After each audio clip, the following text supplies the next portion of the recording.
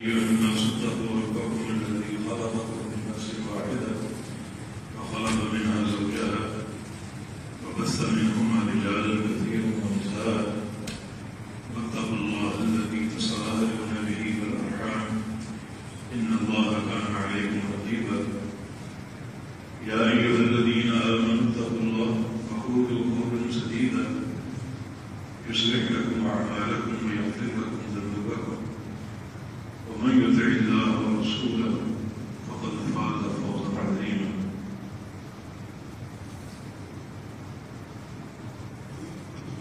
یہ خطبہ جو آپ نے سنا ہے یہ خطبۃ الحاجہ کہلاتا ہے. اسے خطبہ مسنونہ بھی کہہ سکتے ہیں. خطبۃ الحاجہ اس کا نام اس لیے کوئی حاجت درپیش ہو تو آپ اس خطبے سے اس کا آغاز کریں تو اللہ تعالیٰ اس حاجت کو پورا کریں. عام طور پہ نکاح کے موقع پر یہ خطبہ پڑھا جاتا ہے. وہاں حاجت یہ ہے کہ یہ نکاح بابرکت ہو اور کامیاب ہو. عام طور پہ برکتیں حاصل ہوتی ہیں اور کامیابی حاصل ہوتی ہیں. خطبہ حضرات یہ خطبہ پڑھتے ہیں اور ان کی حاجت یہ ہوتی ہے کہ ہمارا ایک ایک لفظ ہے وہ سامعین کے دل میں اتر جائے اور ان کو فائدہ ہو. یقیناً سامعین مستفید ہوتے ہیں. اسی طرح اگر آپ نے کسی مریض کو بچے کو دم کرنا ہے تو خطبۃ الحاجہ پڑھ کر دم کیجیے. اللہ تعالیٰ اس کو شفا دے. اس خطبہ میں 3 آیات کریمہ استعمال ہوئی ہیں اور تینوں میں ایک حکم مشترک ہے اور وہ تقوی اختیار کرنے کا ہے, اللہ تعالیٰ کے خوف کا ہے. رسول کریم صلی اللہ علیہ وسلم فرمایا کرتے تھے تقوی ہاہنا واشارہ الی قلبی, دل کی طرف اشارہ کر کے کہ تقوی یہاں پر 3 بار ارشاد فرمایا. تقوی جو ہے وہ انسان کے دل میں.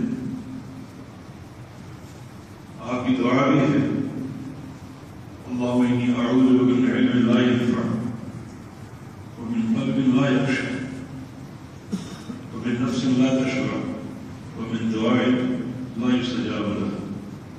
اے اللہ میں تجھ سے تیری پناہ چاہتا ہوں ایسے علم سے جو نفع نہ اور ایسے دل سے جس میں تیری خشیت نہ ہو, تیرا خوف نہ ہو, اور ایسے نفس سے جو کبھی سیر نہ ہو, اور ایسی دعا سے جو تیرے ہاں شرف قبولیت نہ پا سکے. تو اس دعا میں آپ نے اس دل سے پناہ طلب کی ہے جو دل اللہ تعالیٰ کے خوف سے خالی ہو اور خشیت سے خالی ہو.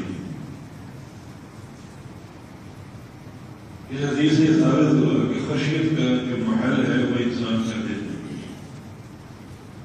اور وہی تقوی اور خشیت معتبر ہے جو دل میں. کچھ لوگ اپنے ظاہری اعمال سے تقوی ظاہر کرنے کی کوشش کرتے ہیں. وہ عام طور پر ریاکاری ہوتا ہے, سر کو چھپائے رکھنا کہ ہمیں بڑا اللہ کا خوف ہے, انہیں دیکھا جائے تو ہم حرکت کرنے لگتے ہیں کہ اللہ کا ذکر کر رہے ہیں. اسی طرح بہت سے ظاہری عوارض ہیں جن کے ساتھ بظاہر اپنے خوف کا اظہار کرتے ہیں, لیکن یہ تقوی معتبر نہیں. اصل تقوی کا محل انسان کا دل ہے اور دل کو خشیت سے معمور ہونا چاہیے. وہی تقوی فائدے مند ہے. وجہ کیا ہے؟ وجہ یہ ہے کہ دل جو ہے وہ انسان کے سارے اعضاء کا سردار ہے اور سارے اعضاء کو آرڈر اور احکام اس دل سے جاری ہوتے ہیں. آنکھوں کو, کانوں کو, زبان کو, ہاتھوں کو, پاؤں کو, شرمگاہ کو, اس دل سے احکام جاری ہوتے ہیں. اور اگر دل میں خشیت ہوگی تو دل کے سارے احکام خشیت پر قائم ہوں. اور اگر دل میں خشیت نہیں ہوگی، دل خشیت سے خالی ہوگا، پھر احکام بھی سارے خشیت کے بغیر ہوں گے، خشیت کے مخالف ہوں گے، معصیت کو مبنی ہوں گے. لہذا اصل جو تقویٰ کا مرکز اور محل ہے وہ انسان کا دل ہے. اور ایسی تربیت انسان میں ہونی چاہیے کہ اس کا دل خشیت سے مالا مال ہو جائے اور تقویٰ سے بھر جائے اور اللہ کے خوف سے بھر جائے. کتاب و سنت کے رسول سے جہاں بھی تقویٰ اور خشیت کا ذکر وہاں اللہ تعالیٰ کی طرف سے انعامات کا، اعزازات کا ذکر. ابھی آپ نے آئے تھے مثلا کہ دل کا دار الآخرہ نجعل هذه الذين لا يريدون العلو بالتقوى والسعادة والآخرة للمتقين. یہ دار آخرت کا ذکر ہو رہا ہے کہ یہ کن لوگوں کے لیے فراوانی اور ایک طیب عیش کا باعث ہے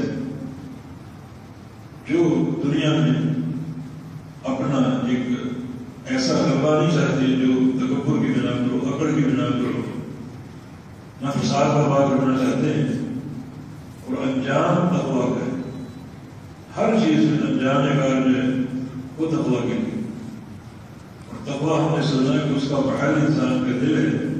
اللہ کے پیارے محمد نے اشارہ کر کے فرمایا کہ تقویٰ یہاں. یہ ایک سری، ایک حقیقت ہے جو بندے اور اللہ تعالیٰ کے درمیان ایک عہد ہے. اور بندے کا دل اللہ کے خوف سے معمور ہوتا ہے. جب خوف سے معمور ہو تو پھر سارے احکام صادق ہوتے ہیں، وہ خشیت پر قائم ہوتے ہیں.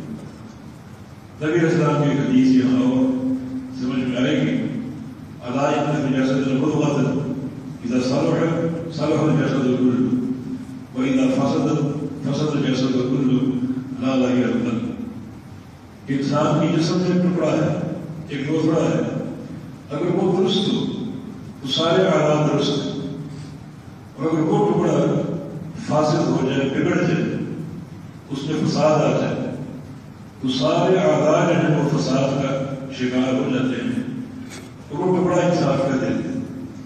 معنی یہ کہ دل اگر مستقیم ہے اور تقویٰ پر قائم ہے تو پھر اس سے جو احکام صادر ہوں گے سارے اعضاء کو وہ تقویٰ پر قائم ہوں گے. اور دل میں اگر استقامت نہیں ہے، تقویٰ نہیں ہے، اللہ تعالیٰ کی خشیت نہیں ہے، تو پھر جو اس سے احکام صادر ہوں گے سارے اعضاء کو وہ تقویٰ کے منافی ہوں گے اور اللہ تعالیٰ کی معصیت پر قائم ہے. کوئی گناہ سامنے آ جائے، دل اس عذر کو ابھارے گا. کسی کی غیبت کا معاملہ آ جائے تو دل سے وہ جاری ہوگا کہ اس کی غیبت کرو. اور اگر دل میں خشیت ہوگی تو دل روکے گا کہ غیبت جو ہے وہ حرام ہے. غیبت اپنے کوئی مردہ بھائی کا گوشت کرنا. اور غیبت کی سزا یہ ہے، بہت سی سزائیں، اور ایک بڑی یہ ہے کہ غیبت کرنے والے ان کے دل میں ایمان داخل ہی نہیں ہوتا، ان میں نفاق ہوتا ہے. ایک روز نبی علیہ السلام نے صحابہ کو خطاب فرمایا، یا معاشر من اسلم بلسانہ ولم يدخل الایمان فی قلبہ لا تغتابوا المسلمین. اے وہ لوگ جو اب تک صرف زبان کی مسلمان اور اسلام اور ایمان کے دل میں داخل ہو ہی نہیں سکتا، اوپر سے مسلمان ہے، اسلام کے اندر گیا ہی نہیں. وجہ کیا ہے؟ فرمایا لا تغتابوا المسلمین، مسلمانوں کو غیبت نہ کیا. مانو یہ غیبت ایک علامت ہے کہ ایمان ابھی اندر داخل ہوا ہی نہیں.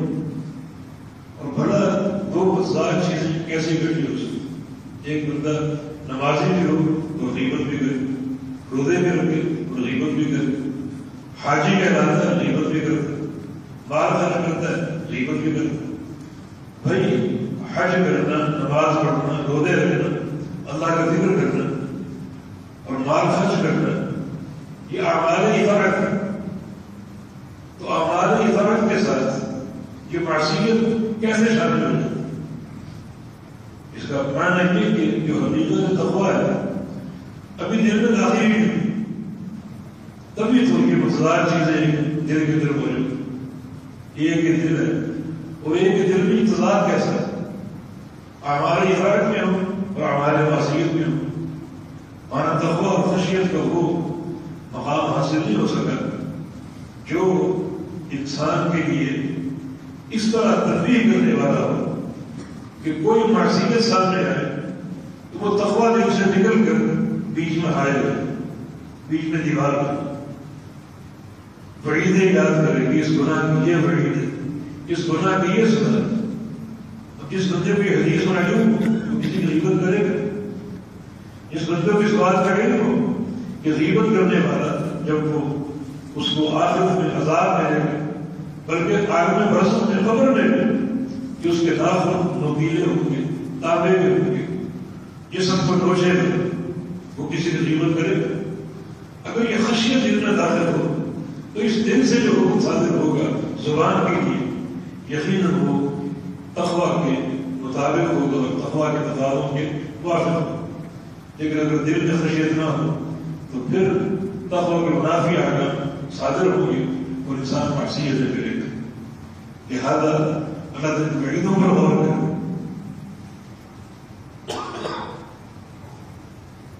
آخرت کے عذاب پر غور کر کے، برزخی عذاب پر غور کر کے ہم اللہ سے ڈر رہے ہیں اور اپنے دلوں میں تقویٰ پیدا کریں۔ ایک ایسا معیار خشیت کا جیسا کہ بعض دعاؤں میں کہ ما تحول بینی و بین المعصیہ، کہ وہ جو خشیت ہے وہ میرے اور میری نافرمانی کے بیچ میں حائل ہے، ایسا اپنا خوف عطا فرما دے اور ایسی اپنی خشیت عطا فرما۔ اور بندہ اگر حقیقت اللہ تعالیٰ کے خوف سے مالا مال ہو جائے اور اللہ دیکھ لے اس کے دل میں خشیت ہے، میرا خوف ہے، تو اللہ سے راضی ہے۔ سورہ بینہ آخری آیت کیا ہے؟ رضی اللہ عنہ ورضوا عنہ ذلک لمن خشی اللہ، اللہ سے راضی اور وہ اللہ سے راضی، اللہ سے راضی اور وہ اللہ سے راضی۔ اللہ کا راضی ہونا سمجھ میں آتا ہے، وہ اللہ سے راضی، اس کا کیا معنی؟ اس کا معنی یہ کہ وہ اللہ کی تقسیم پر راضی، اللہ تعالیٰ کے دین پر راضی، اللہ تعالیٰ کی اطاعت پر راضی، اس کی خشیت پر راضی۔ اور یہ مقام رضا کے لیے جو کہ سب سے بڑی نعمت ہے، ورضوان من اللہ، اللہ کی تھوڑی سی رضا بھی سب سے بڑی دولت ہے۔ اس شخص کو نصیب ہو جائے یقیناً وہ اللہ کا مقرب ہے۔ اور یہ رضا کس کے لیے؟ ذالک من خشی اللہ، کہ اپنے رب سے ڈر جائے، اس کے اندر اللہ کی خشیت آ جائے اور اللہ کا خوف ہے تو اللہ سے راضی ہو جائے۔ جب بھی یہ خوف بندے کے دل میں، جب بھی یہ خوف پیدا ہو جائے اور اللہ دیکھ لے کہ واقعی سچا خوف ہے تو اللہ سے راضی ہو جائے۔ مصنوعی خوف نہ ہو، ظاہری اعضاء کی حرکت پر یہ خوف مبنی نہ ہو، باقی دل کے اندر خوف ہو اور خشیت ہو تو اللہ فوراً راضی ہو جائے اور اس بندے کو استقامت دے کہ آئندہ بھی اس خوف کے تقاضوں کو پورا کرتا رہے اور حقیقت سے تقویٰ اپنے اندر قائم رکھے۔ اور یہ چیز اللہ رب العزت کی رضا کا باعث اور اس کی رحمت کا باعث۔ تمام محدثین نے تقریباً واقعہ نقل کیا ہے، صحیح بخاری میں بھی ہے، صحیح مسلم میں بھی ہے اور دیگر دواوین سنت میں واقعہ موجود ہے، الفاظ مختلف ہیں۔ نبی نے خود واقعہ بیان کیا سابق امتوں کے فرد کا، اعلیٰ اللہ تعالیٰ جس کی اس کا ایک تعارف ہے کہ اللہ نے اس کو بڑا مال دیا، دولت دی، خزانوں کے باہر لگا دی اس کی، اور اس سے وہ دولت اللہ تعالیٰ کی نافرمانی میں خرچ، ہر گناہ کا ارتکاب، ہر گناہ کا ارتکاب، حتیٰ کہ موت کا وقت آ گیا۔ اب اس کی اولاد اس کی سراہنے بیٹھی ہے، اپنے بچوں سے پوچھتے کہ کئی وقت تو عمل کرنا، میں تمہارا کیسا بات تھا؟ اور آپ بڑی تعریف، ہماری اچھی کفالت کی، ہمیں خوب سخاوت سے مال خرچ کیا اور ہمیں مالا مال کیا اور زندگی کی سہولت فراہم کی، بڑے بہترین بات ہے۔ اچھا تو میری ایک بات مانو گے؟ جی کیا حکم ہے؟ کہا کہ اذا انا مت فحرقونی، جب میں مر جاؤں تو مجھے جلا دے، میری لاش کو جلا دے اور اس راہ کو محفوظ کر اور جب دیکھو کوئی ایسا دن آیا ہے فی یوم عاصف، جس دن تیز آندھی چل رہی، تیز ہوائیں چل رہی، تو میری راہ لے کر اس کو بہا دینا، سمندر کی لہروں میں سپرد کر دینا اور بھی فضاؤں میں اڑا دینا، تاکہ میں بکھر جاؤں، پھیل جاؤں، میری راہ کے ذرے سمندر میں ڈوب جائیں۔ کیوں لئن قدرنا علیہ لیعذبنی عذابا لا يعذب به احد من العالمین، اگر مجھے اللہ جمع کرنے پر قادر ہو گئے تو اللہ مجھے ایسا عذاب دے گا کہ ویسا عذاب دنیا میں کسی کو نہیں دے سکتا، کیونکہ میں سمجھتا ہوں میں دنیا کا سب سے بڑا کافر ہوں۔ جب مجھے بکھیر دو گے سمندر میں، راہ کے ذروں کو بہا دو گے، فضاؤں میں اڑا دو گے، تو میرا جمع ہونا ممکن نہیں ہوگا۔ بیٹر نے وصیت نافذ کر دی، لاش میں جلا دیا، اور ایک تیز رفتار جب آندھی چلی تو لہروں کو سپرد کر دیا، فضاؤں میں اڑا دیا، اور اللہ کن کہہ کے ہر کام کرنے پر قادر۔ بڑا چمکنے بندہ جمع ہو کر سامنے پڑا، فائدات جمع ہو گئی، ایک ایک ذرہ جمع ہو گیا، اور بندہ بالکل تیار ہو کر سامنے پڑا۔ اللہ تعالیٰ پوچھتا ہے کہ ما حملک علی ما صنعت، یہ تو کیا کر گیا ہے، یہ کیسی وصیت ہے، تو نے یہ وصیت کیوں کی، تمہیں کس چیز نے ابھارا؟ جواب دیتا ہے خشیت و یا اللہ تیری خشیت ہے۔ اس نے خشیت کہا اور اللہ جانتا ہے خشیت تھی واقعی، نافرمانی کرتے کرتے عین موت کے اللہ کا ڈر آ گیا اور دل خشیت سے مالا مال ہوئی، یہ وصیت کی اور مر گیا۔ اللہ نے کھڑا کر دیا، یہ کام تم نے کیوں کیا؟ تیرے خوف کی بنا، اس کام کو تجھے ابھارا تیرے خوف میں۔ آگے حدیث کے بعد بڑے قابل ہو فتلقاہ بالرحمہ، اس نے کیوں نہیں اللہ کے خوف کا نام لیا کہ تیرے خوف نے ابھارا، اسی وقت اس کو اللہ کی رحمت نے نام لیا، اسی وقت خلا کی شکا دی، بغیر کسی بحث سے اللہ کی رحمت اس کو نام لیا۔ یہ خشیت کا فائدہ ہے، ایک بندہ کا حقیقت ہے کہ خشیت اپنے پیدا کر لے تو یقیناً اللہ کی رحمت، اس کی رضا، اس کی محبت اس کو حاصل ہو بھی اس بندے کو۔ لیکن خشیت کا فیصلہ کون کرے؟ اللہ کی سوا کوئی نہیں کر سکتا۔ دلوں کے بھید اللہ جانتا کہ واقعی اس دل میں خشیت ہے یا نہیں، اس دل میں خوف ہے یا نہیں، اور اس کی علامت یہی ہے کہ دل سے جو احکام جاری ہو سارے اعداء کو وہ اللہ تعالیٰ کے خوف پر مبنی ہو، اس کے خوف پر رہے۔ نبی علیہ السلام کے حدیث یہ بخاری مسلم ہے، معروف حدیث ہے، سبعۃ یظلهم اللہ فی ظلہ یوم لا ظل الا ظلہ۔ اللہ تعالیٰ 7 قسم کے انسانوں کو اپنے سائے میں دے گا قیامت کے دن، اپنے سائے دنیا میں سور بھوکا جائے گا اور دنیا فوراً میدان محشر میں جمع ہو جائے گا۔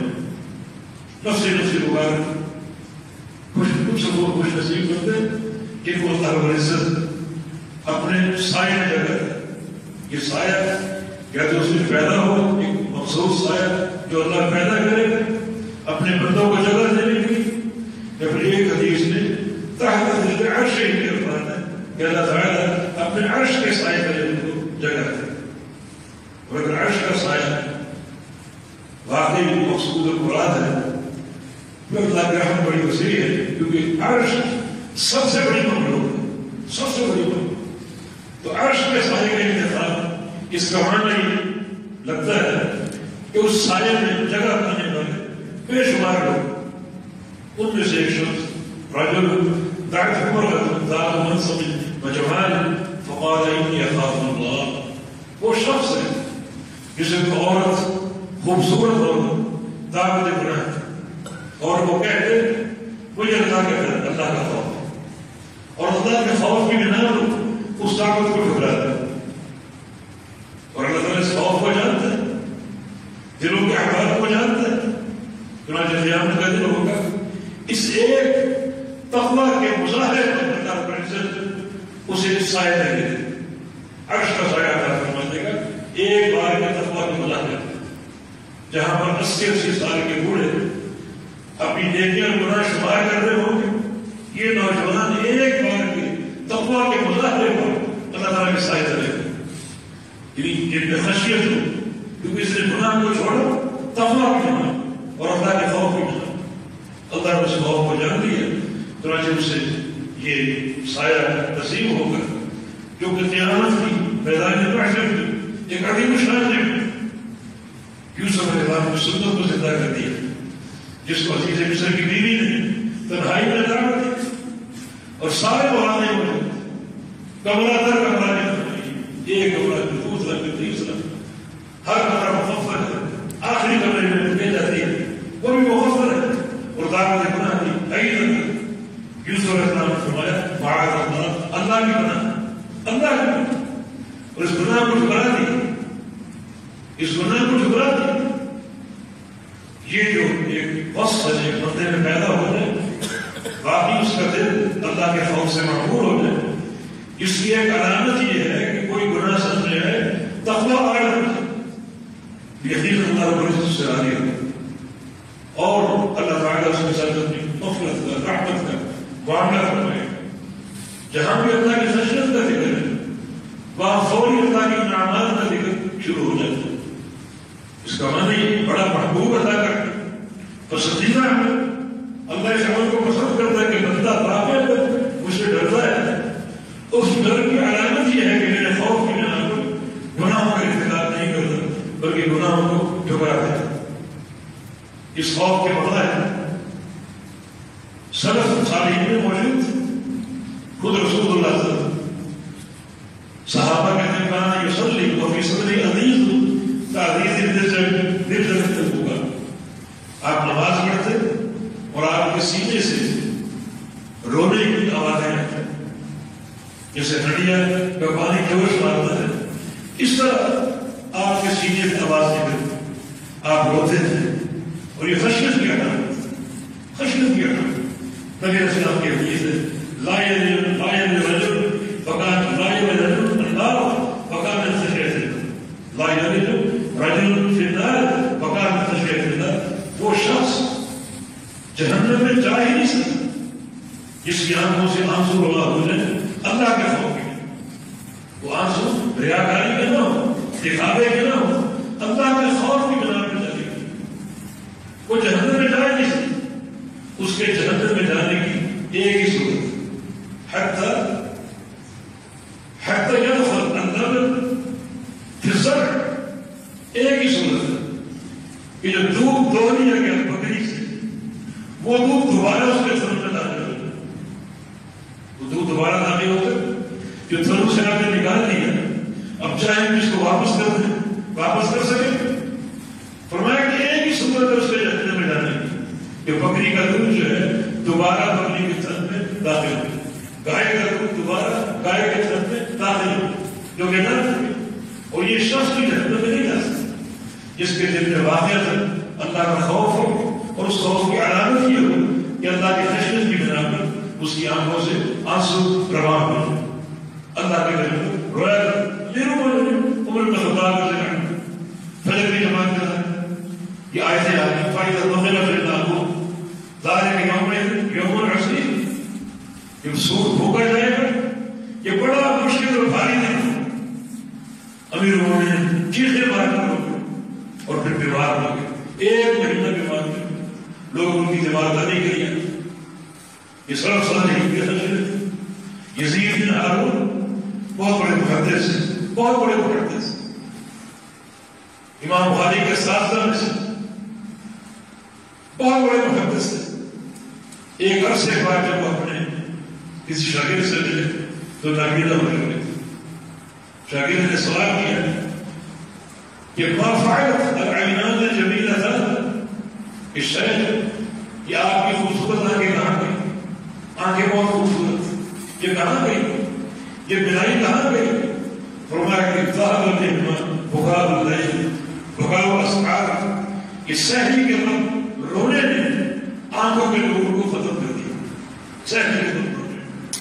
سب صالحین کا فضیلہ اور ان کا طرز عمل اور یقیناً یہ تقویٰ اور خشیت کی علامت ہے کہ بندے میں پیدا ہو جائے تو اللہ تعالیٰ جب دیکھ لیتے ہیں کہ واقعہ بندے کا دل خشیت سے مالا مال ہے تو ظاہر ہے کہ خشیہ ربا اللہ راضی ہوئی، اللہ تعالیٰ اس سے ایک پکی سچی دوستی اس کی قبول کر لے گا اور پھر اس کو انعامات دے گا، اکرامات سے دے گا۔ یہ خشیت اور تقویٰ کی ہے تو یہ حقیقی تقویٰ جو ہے اس کے پیدا ہونے کے لیے ہمیں ضروری ہے کہ ہم سلف صالحین کی سیرتوں کا مطالعہ کریں۔ امام منصور بن معتمر رحمہ اللہ جب ان کا انتقال ہوا تو ان کی والدہ جب ان کا جنازہ ہوا تو اچانک چیخ پڑی کہ بات فینا جہنم، جہنم کا مقتول ہے، جہنم کا مقتول بات ابراہیم الا خوف النار، میرے بیٹے کو جہنم کے خوف نے مار دیا۔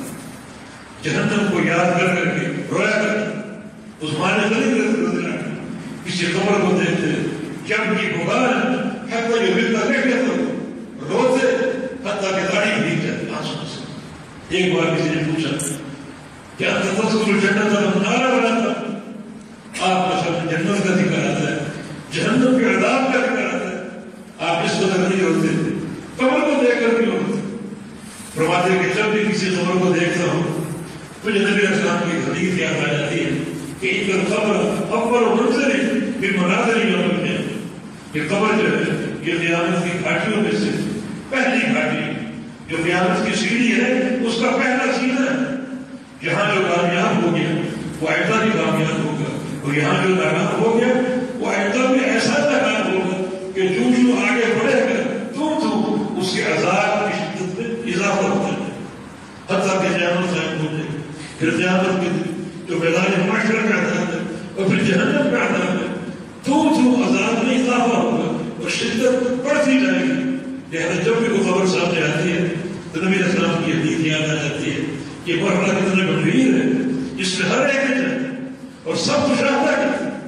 خود محمد رسول اللہ صلی اللہ علیہ وسلم ایک جنازے میں تھے، قبر کھودی جا رہی تھی اور آپ ایک کنارے کو تشریف فرما تھے، اچانک آپ کھود دیے اتنا بڑے کہ حتیٰ بلند ثواب حتیٰ کہ جو سامنے قبر کی مٹی تھی وہ بھیگ گئی اور تر ہو گئی۔ پھر آپ نے صحابہ کو اکٹھا کیا اور فرمایا لمثل هذا فعلت، اس گھر کی تیاری کر کے یہ رونا اللہ کے خوف کی علامت، اللہ تعالیٰ کی خشیت کی علامت۔ جو آنسو بہائے اللہ کے خوف کی علامت اور جو جاگے اللہ کی راہ میں پہرا دینے کے لیے ان دو آنکھوں کو جہنم کا دار نہیں مل سکتا۔ یہ خشیت کے فائدے اور خوف کے فائدے مگر اس کا بحالی انسان کرتے اس دل کو اللہ کے خوف سے مالا مال ہے جس کے لیے ضروری ہے سلف کی سیرت کا مطالعہ کریں، نبی علیہ السلام کی سیرت طیبہ کا مطالعہ کریں، ان آیات کا مطالعہ کریں جن میں آخرت کا ذکر ہے، اللہ کے غضب کا ذکر ہے، اللہ کی وعیدوں کا ذکر ہے۔ صحیح بخاری کے کتاب الرفائع کا مطالعہ کریں جس سے وہ احادیث ہیں دل کو نرم کرنے والی اور دل کی زمین سے سختی کو ظاہر کرنے والی، رقت قلبی سے خشیت پیدا ہوتی اور اگر دل کی زمین سخت ہو تو اس میں خشیت پیدا نہیں ہوتی۔ تبھی تو نبی علیہ السلام کی حدیث ہے ان ابعد الناس من اللہ القلب القاسي، اللہ تعالیٰ سے سب سے دور وہ شخص ہے جس کا دل سخت ہے، جس کے دل کی زمین سخت ہو، کہ نصیحت قبول نہ کرے، جس میں حدت نہ ہو، جس میں خشیت نہ ہو۔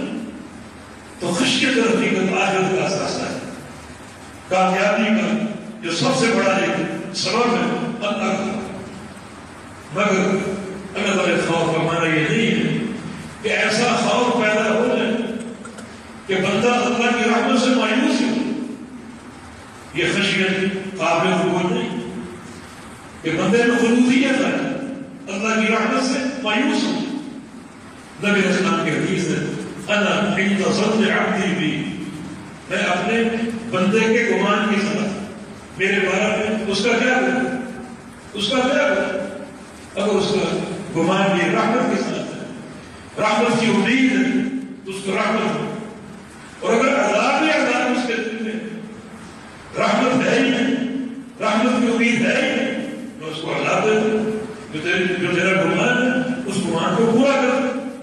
لہذا ایمان بین الخوف والرجاء، بندے کا ایمان ہمیشہ ان دو کیفیتوں کے درمیان ہے، اس کی رحمت کی امید بھی ہو اور اس کے عذاب کا خوف بھی. امیر المؤمنین عمر بن خطاب فرمایا کرتے تھے لو نادى مناد من السماء، اگر آسمان سے ایک پکار آئے، آسمان سے ندا آئے کہ میرے بندو تم سب جنتی ہو سوائے ایک بھی، تم میں سے ایک جنتی، باقی سارے جنتی. ابھی وہ فرماتے تھے مجھے ڈر ہوگا وہ ایک نہیں ہوں، وہ ایک نہیں ہو. اور اگر آسمان سے ندا ہے کہ سارے جنتی ہوں سوائے ایک، تو اللہ کی رحمت سے مجھے امید ہوگی کہ وہ ایک بھی نہیں. یہ ہے خوف اور رجا کے بیچ بندے کا ایمان. خوف کے ساتھ ساتھ ہو، رجا کے ساتھ ساتھ ہو، اللہ کی رحمت کی آیتیں ہو، حدیثیں ہو، ان کو پڑھ کر رحمت کی قوت پیدا ہو جائے. اور اللہ کی وعید کی آیات ہو، وعید کی حدیثیں ہو، تو ان کو پڑھ کر اللہ کے عذاب کا خوف دل پر غالب آ جائے. تو یہ دونوں کے ساتھ ساتھ ایسا خوف نہ ہو جو بندے کو مقبولیت کی طرف لے جائے اور اس کو مایوس کر دے اللہ کی رحمت سے. اللہ کی رحمت بڑی وسیع ہے، تو اس کے عذاب کا خوف بھی ہو اور اس کی رحمت کا تمنا بھی ہو، رحمت کی حرص بھی ہو. اللہ کے پیغمبر کی حدیث ہے کہ ایک کافر اگر اللہ کی رحمت کو جان لے تو وہ یقین کر لے گا کہ میں جنت میں چلا جاؤں، اور ایک مومن اگر اللہ کے عذاب کو پہچان لے تو اس کے اندر بھی یقین ہو کہ میں جنت میں جا سکتا. لہذا دونوں کیفیتیں جو ہے وہ غائب رہے، اور ان دونوں کیفیتوں کے بیچ میں بندے کا ایمان رہے. رحمت کا ذکر ہو تو رحمت کی امید ہو، عذاب کا ذکر ہو تو عذاب کا خوف ہو، اور یہ خوف اور رجا ان کیفیتوں کے ساتھ بندہ آگے بڑھے، اللہ تعالیٰ کی عبادت کرے اور پھر سب ساری سیرتوں کا مطالعہ کرے تاکہ اس منہج کو اپنا سکے، اس نمونے کو اپنے اندر پیدا کر سکے اور اس کو اپنا سکے.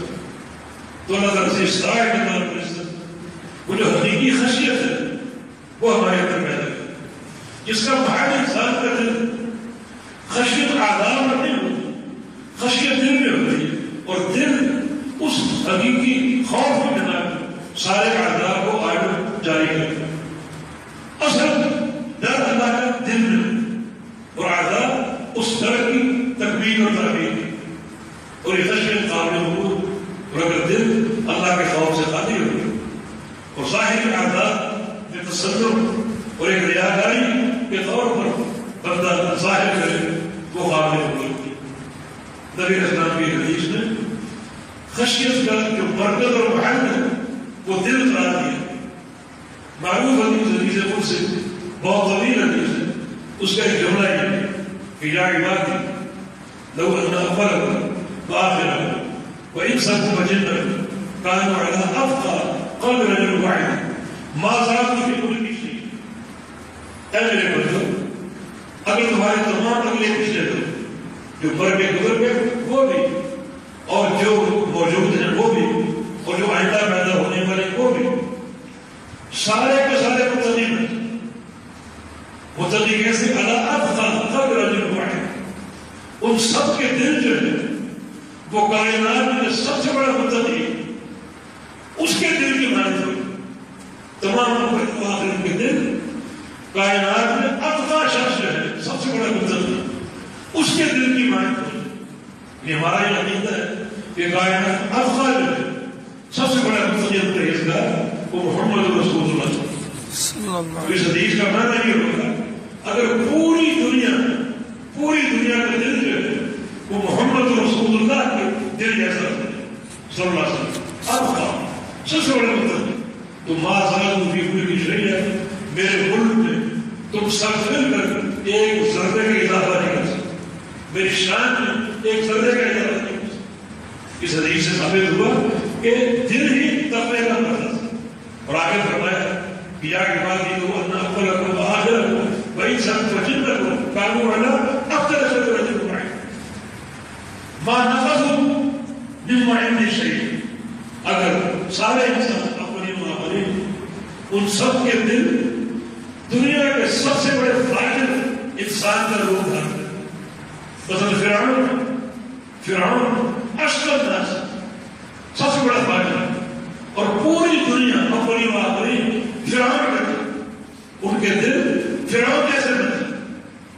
تو یہ سب مل کر میری شان میں ایک ذرہ برابر کمی نہیں. معنی تقویٰ ہو، نیکی ہو یا فسق و فجور ہو اور معصیت کی طرف گناہ ہو، دونوں کا مرکز انسان کا ہے. تو دل کو ڈھٹور کر رکھو.